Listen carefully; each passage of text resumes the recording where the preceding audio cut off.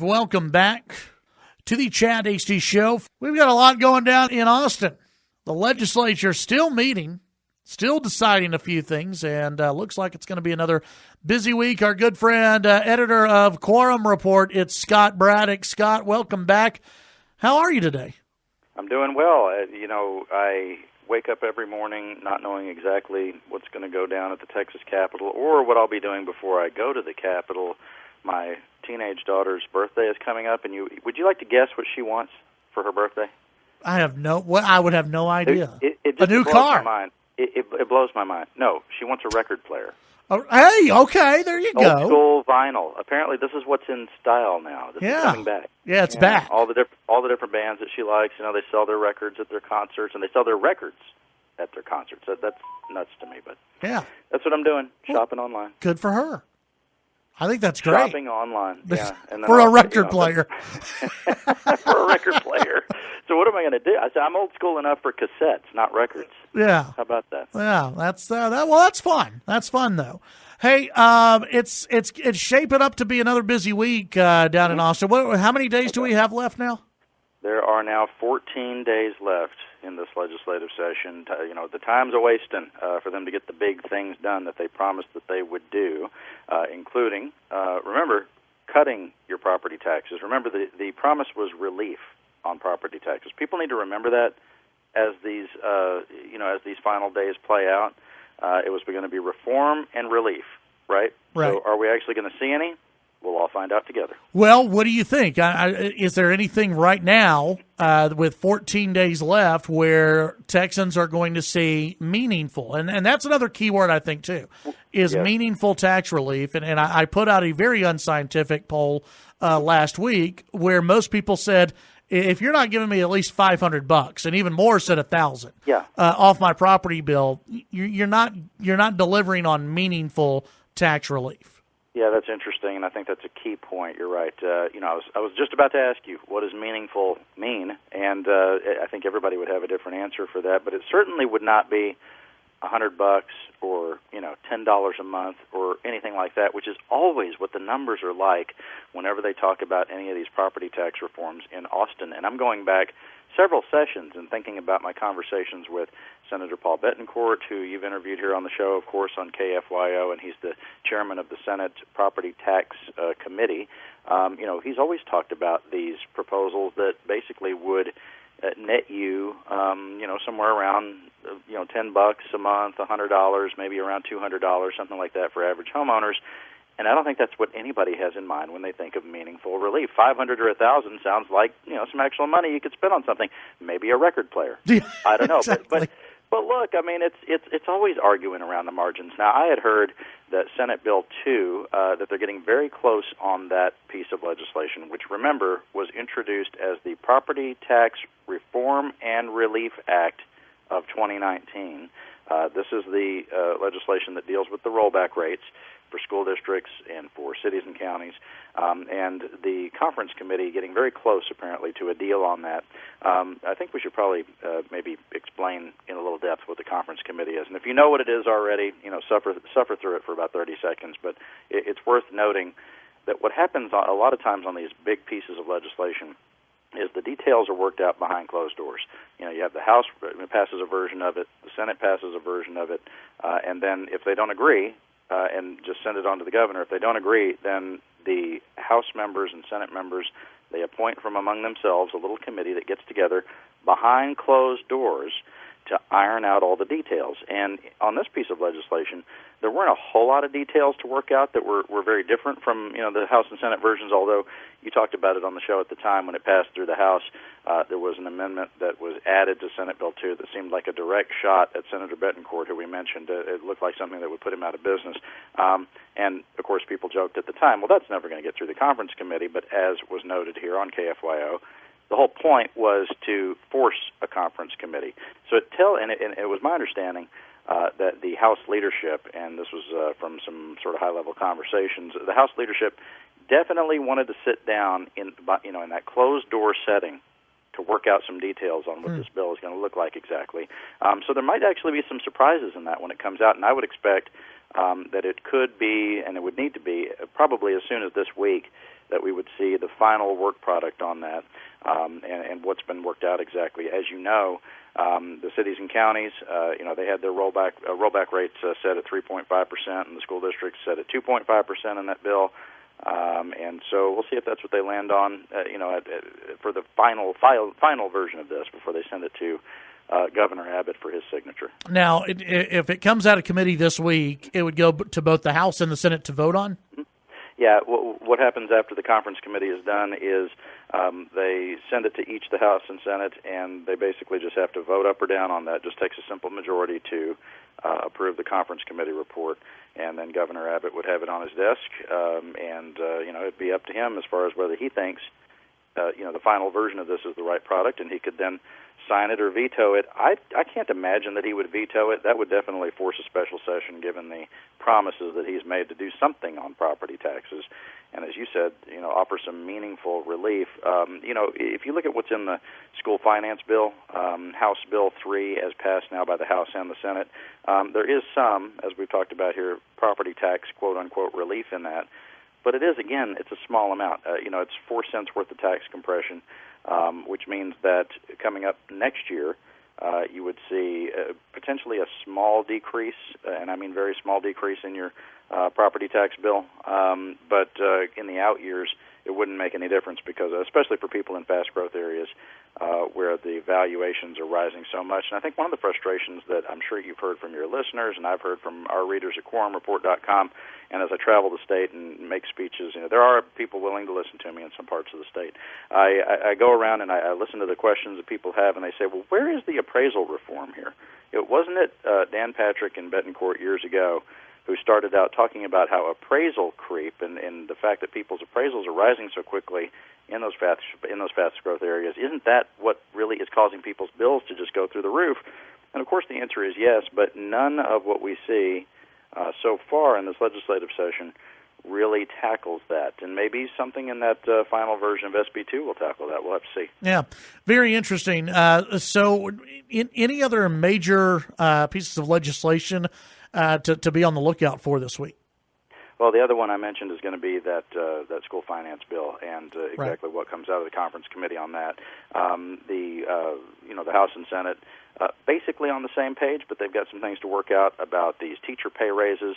The lieutenant governor came in and said he wanted $5,000 teacher pay raises across the board for every teacher across the state, which is a huge expenditure, $4.5 billion, something like that. The House wanted to do something that was a little more modest as far as the amount of money per teacher, but to be able to spread the money out across other employees at independent school districts all across the state. And then there's the question of merit pay. It's very controversial. The teacher groups are against that, of course. And you have the lieutenant governor sticking to his guns, at least so far, on what that ought to look like.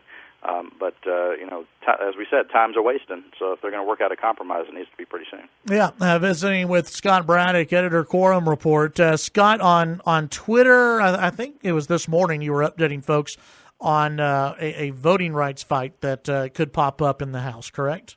This could be very interesting. The Senate has already passed something called Senate Bill 9, which is, and it's going to sound like one of those old school partisan fights, about voting rights versus, that's the way Democrats would say it, and Republicans would say that it's securing the ballot box. You have Senator Brian Hughes out of East Texas with this bill that would increase criminal penalties for forging a ballot from a Class A misdemeanor to a state jail felony, basically saying you can haul people to jail for this thing. Voting rights groups say that would have a negative impact on turnout. But Hughes says, look, what you want here is a paper trail, whenever you have these electronic voting machines that may malfunction, or somebody might accuse, lob accusations that there was hacking that went on during an election. But look, this is interesting that it might be one of these straight-up partisan fights at the end of a session that has been, pretty, as we've been talking about here, pretty kumbaya for most of it, although, that sales tax thing was a different story.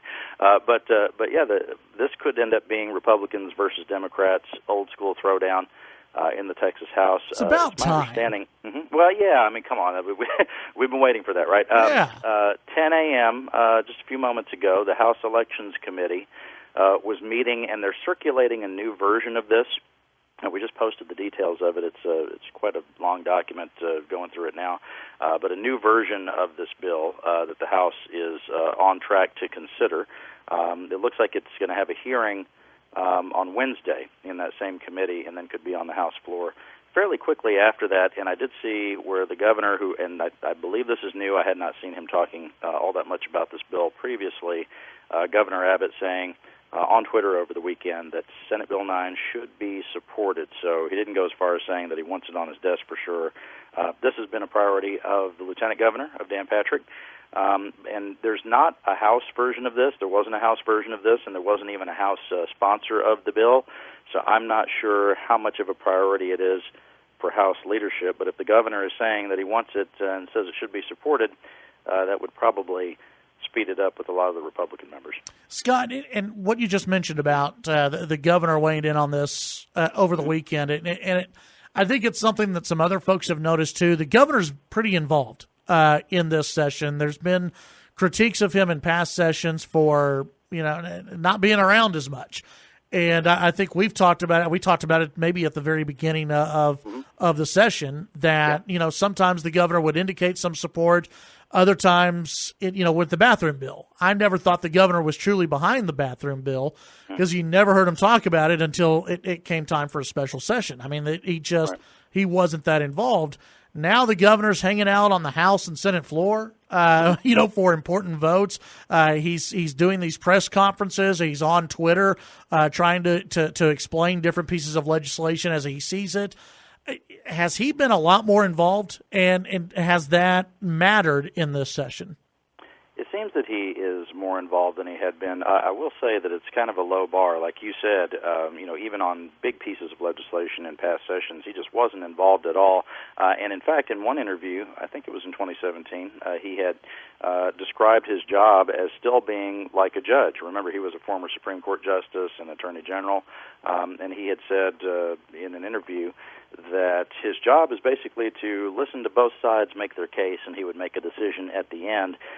The trouble with that is that that's never been the way that a governor in Texas has operated. If you go back and look at the way that Rick Perry operated, George W. Bush, Ann Richards, etc., they were very involved in the process. It was not a big news story, and it wasn't a big deal or a PR effort that Bush or Perry or Richards would be on the floor of the House and Senate. That was just something that would happen all the time. In fact, years ago, one of the veterans at the Capitol was telling me that you might walk into a state representative's office or a senator's office, and George W. Bush would just be sitting there talking to the person behind the desk about what they're working on in the office. And they would say, well, I have a meeting, and I can come back, Governor. He goes, well, can I sit in on your meeting? He says, no, I'll come back. But it was the norm before. And, when it comes to crafting major legislation, the way that a lot of governors would deal with it is, Bush, for example, would lay out a broad vision. He would say, here are the sort of the principles that I believe in that we need to pass legislation about, and he would do it in such a broad way, and some critics might say in a vague way, but do it in the way of laying out the vision such that whatever lawmakers came up with that sort of fit under that umbrella, they could sign it and call it a victory. With Abbott, he gets very specific.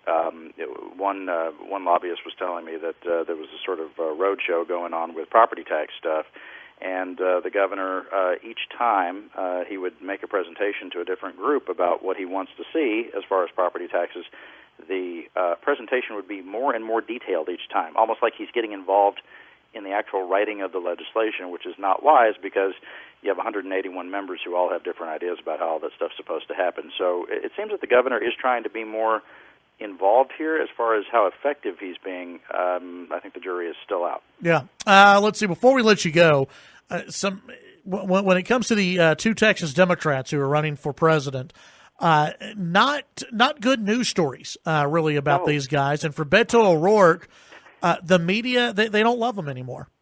No, there was a story in Politico last week that made me chuckle about his, they called it O'Rourke's, failing upward all the time. They said that his Alt Weekly newspaper that he tried to put out, that was a failure, that his rock band didn't work out, that his race for Senate didn't work out either.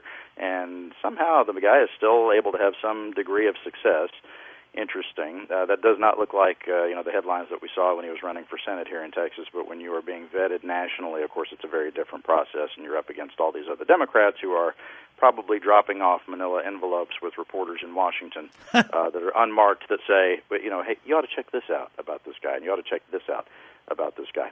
Not that ever happens here in Texas, Chad. Not that that'll happen, in March next year when the primaries are happening, and you and I will be talking about those.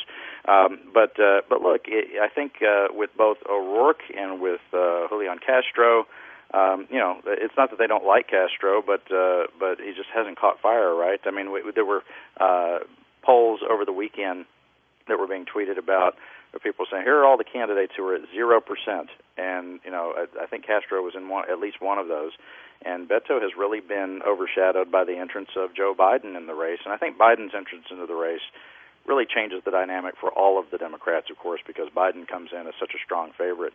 I'm looking right now. I look up at the cable news and I see 1, 2, 3, 4, 5. There's at least 6 candidates on screen right now. It always looks like Hollywood Squares when they show it on cable news. All these Democrats who are running for the White House, and there's been a lot of bemoaning over the last weekend by Democrats. Why don't they have any of these people running for the U.S. Senate? I think there are more than 30 seats that are up for grabs, and around 20 of those are Republicans who are defending seats, and in some states where they could lose their seats, like in Colorado and in Georgia, and maybe even here in Texas, which I know is something we'll talk a little bit about more. But with Beto, a lot of Democrats continue to say, why isn't he running against John Cornyn? And instead, they're running this, this very capable candidate, but one who certainly didn't garner the same kind of headlines last year. This M.J. Hager out of the Austin area.